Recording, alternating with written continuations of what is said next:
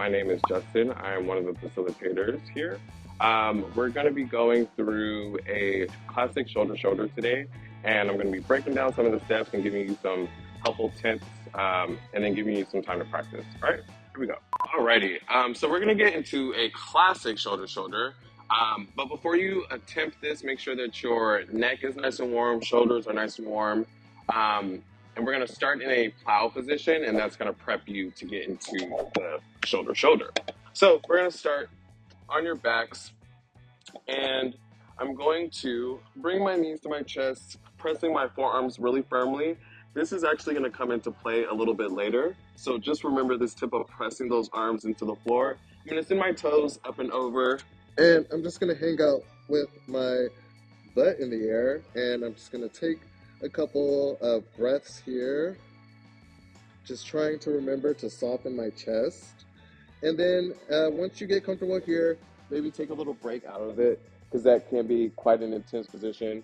Maybe just a little stretch, rocking back and forth across the spine, and then give it another try. So pressing firmly into the floor, send those legs overhead, and once you get here, you can also support the lower spine and rock from side to side. And this is going to help you get into the movement with your shoulder.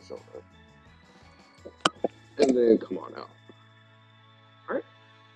So getting into the shoulder, just to prep, I'm going to show you in this position. I'm going to give you another angle. So starting in a stag position, dropping the forearm ear to the floor. And then I'm going to need to sweep this back leg. Keep tucking my head towards my knee as I press into the floor with both my forearm here and my knee here. Really pressing the floor away. All right, so I'm gonna show you the back version. So I'm finding the ear really close to my knee, pressing, and then I'm gonna sweep this outside leg bottom to the side. As I'm going across the horizon, I'm going to send my legs to the side. Soften my knees here, soften onto the side of my body here. So I'm going to give you a couple of things to be thinking about.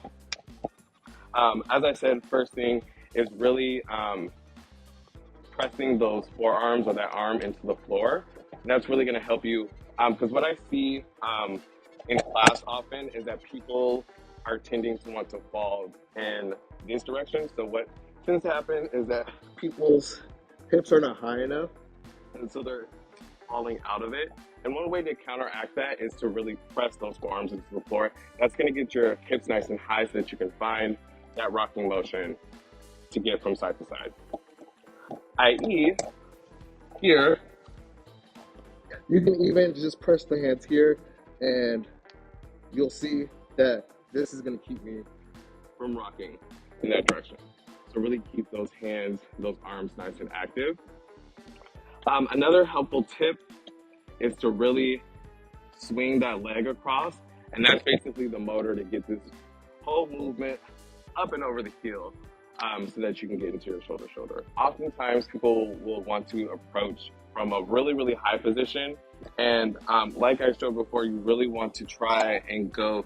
This is actually your starting position. Other things to be thinking about is once you're upside down, and I'm just going to show this in a second, you really want to think of drawing the chin to the chest so that you have this area of your spine exposed, and that's going to be what's propping you up, getting you across to get into the shoulder.